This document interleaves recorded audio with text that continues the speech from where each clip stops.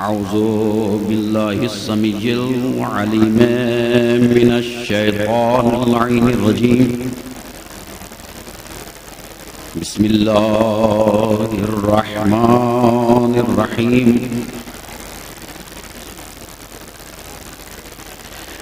الحمد لله الذي لم يتخذ صاحبة ولا ولدا ولم يكن له شريك في الملك ولم يكن له ولي من الذل وكبره تكبيرا.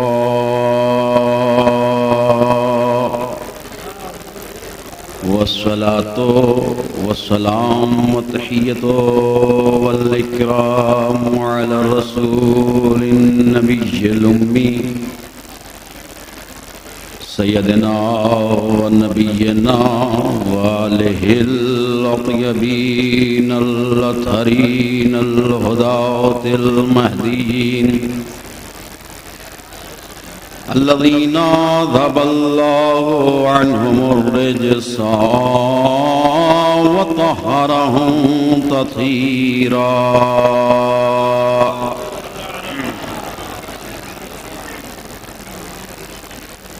ولعنة الدائمة الباقية على أعدائهم وغاصب حقوقهم ومنكر فضائلهم أجمعين من أول الدهر إلى قيام يوم الدين.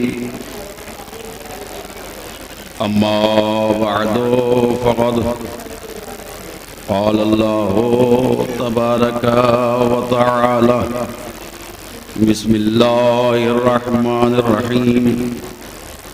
وجعلناهم أئمة يهدون بأمرنا وأوحينا إليهم فعل الخيرات وإقام الصلاة وإيتاء الزكاة وكانوا لنا عابدين.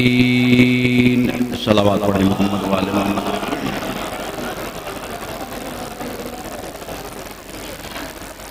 بزرگان دین، صاحبان ایمان، جوانان قوم،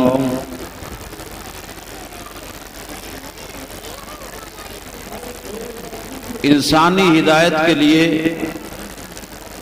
اللہ نے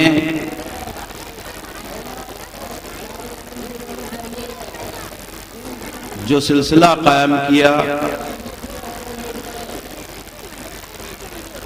یا وہ سلسلہ نبوت ہے یا سلسلہ امامت ہے. سلسلہ نبوت کے بعد سلسلہ امامت کی خاطر پروردگار عالم اپنی پاک کتاب میں ارشاد فرماتا ہے وَجَعَلْنَاهُمْ أَئِمَّةً يَهْدُونَ بِأَمْرِنَا. ہم نے انہیں امام بنایا، اور جنہیں ہم نے امام بنایا يَهْدُونَ بِأَمْرِنَا، وہ ہمارے ہی امر کی ہدایت کرتے ہیں. وَأَوْحَيْنَا إِلَيْهِمْ فِعْلَ الْخَيْرَاتِ، اور یہ وہ ہیں جو اپنی طرف سے کچھ نہیں کہتے. اوحینا الیہ، ان کے اوپر مسلسل وحی نازل ہوتی ہے. پہچان کیا ہے؟ اقام الصلاۃ، یہ نماز کو قائم کرتے ہیں. وَإِيتَاءَ الزَّکَاۃ، اور زکوٰۃ کو بھی ادا کرتے ہیں. اور امام کی آخری پہچان اللہ کہتا ہے وَكَانُوا لَنَا عَابِدِينَ، اور یہ ہمیشہ ہمیشہ ہمارے عبادت گزار رہے. صاحبان علم و فہم کا مجمع ہے، زیادہ طولانی تقریر کے لیے وقت میسر نہیں ہے. مال مجلس کے لیے تمہید کے عنوان سے چند دقیقے آپ کے درمیان میں ہوں. اس کے بعد ذکر مصائب ہوگا. بہت مختصر سی گفتگو, توجہات چاہ رہا ہوں. اللہ کہتا ہے یاد رکھو جنہیں میں نے بنایا ہے وہ میری بات کرتے ہیں, یہدون بامرنا. اس لیے دوستو اصول بھی ہے, جو جس پارٹی سے متعلق ہوتا ہے چاہے غلط ہی کیوں نہ ہو اپنی ہی پارٹی کی بات کرتا ہے. صلوات بھیجئے محمد وآل محمد. یہدون بامرنا, جنہیں ہم نے امام بنایا ہے وہ ہمارے ہی امر کو پہنچاتے ہیں.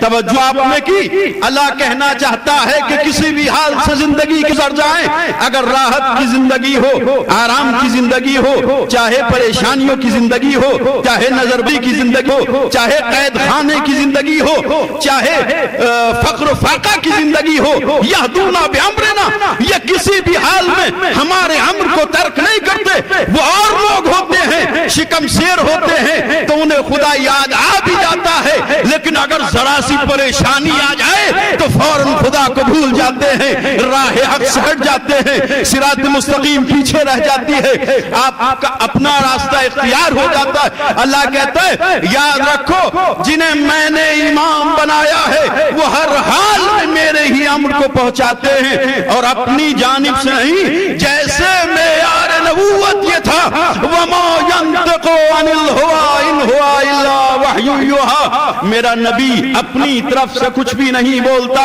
یہ وہی بولتا ہے جو وہی بولتی ہے. اللہ کہتا ہے وَأَوْحَيْنَا إِلَيْهِمْ فِعْلَ الْخَيْرَاتِ.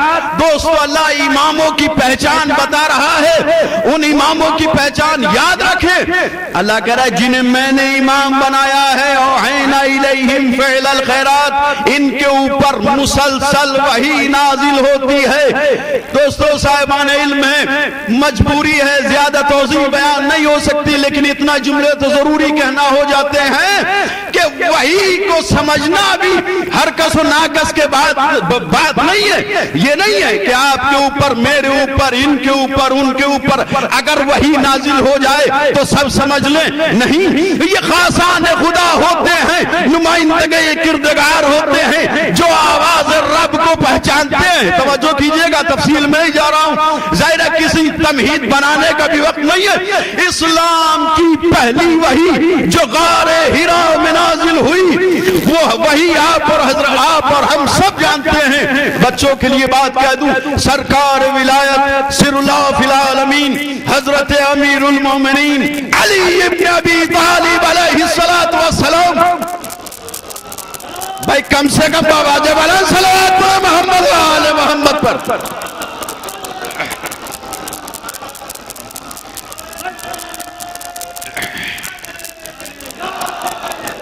یا علی مدد, مولا سلامت رکھے. یا علی مدد کہنے والوں کو گھبرانے کی ضرورت نہیں ہے, یہ تو آخری دن ہے, بس چلتے چلتے باتیں کرنا ہے. جتنا زیادہ ذکر کیا جا سکے, ثواب لیا جا سکے, لینا ہے کم وقت کے اندر.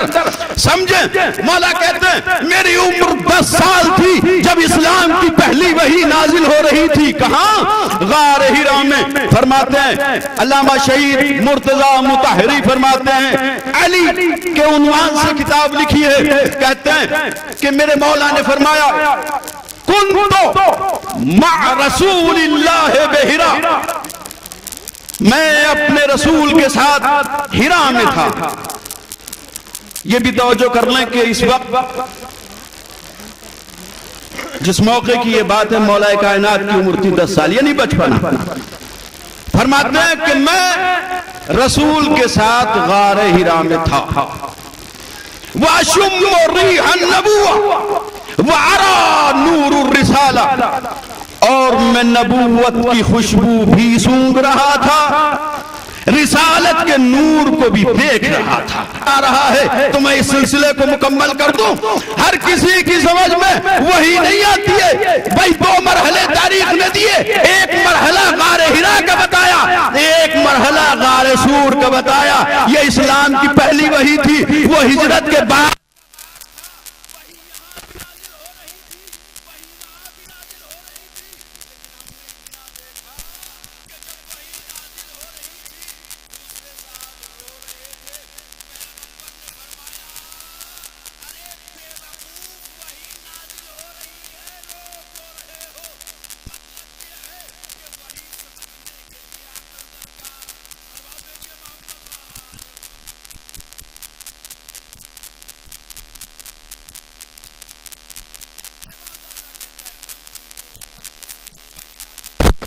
وَأَوْحَيْنَا إِلَيْهِمْ فِعْلَ الْخَيْرَاتِ، ان کے اوپر وحی ہوتی ہے، اور اس کے بعد اللہ پہچان بتاتا ہے وَإِقَامَ الصَّلَاةِ، یہ نماز کو قائم کرتے ہیں۔ نماز دوستو پڑھتے نہیں ہے، بس ختم ہو رہی ہے تقریر، نماز پڑھتے نہیں ہے، نماز قائم کرتے ہیں۔ پڑھ تو آپ اور ہم بھی لیتے ہیں، نماز تو آپ اور ہم بھی پڑھ لیتے ہیں، لیکن یہ قیام میں نماز کرتے ہیں۔ مطلب کیا ہے کہ اگر نماز کی خاطر سر کٹ بھی جائے یا تیر برس رہے ہوں اور نمازی مصلی لے کے بڑھ جائے اور کہنے والے کہیں یا علی تیر برس رہے ہیں، کیسے نماز پڑھیں گے؟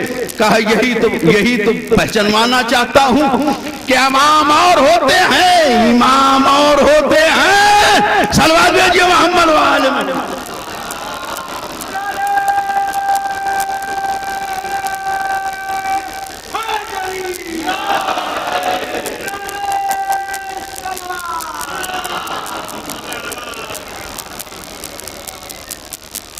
بہت جلدی اللہ کہتا ہے اقام الصلاۃ، یہ نماز کو قائم کرتے ہیں، اور قیام نماز کے لیے اگر سر کٹ بھی جائے، تیر پیوست ہو بھی جائیں تو نماز نہیں رکتی ہے۔ چاہنے والوں ضرورت ہے، بزرگ ہیں، بزرگوں کے درمیان میں واز اور نصیحتیں نہیں کی جاتی۔ اپنے نوجوان بھائیوں سے خطاب ہے، ارے آپ کے اور ہمارے مولا وہ ہیں، امام وہ ہیں جو تیروں میں نماز پڑھے اور پھر اس کی زندگی کا آخری لمحہ بھی سجدے میں ہو اور تلوار سر کے اوپر ہو، یعنی امام ایک لمحے کے لیے عبادت رب سے غافل نہیں۔ تو امام کا چاہنے والا بھائی دنیا کہے تو کہے، میں علی کے چاہنے والے کو بے نمازی نہیں کہہ سکتا۔ صلوات بھیجئے محمد وآلہ محمد۔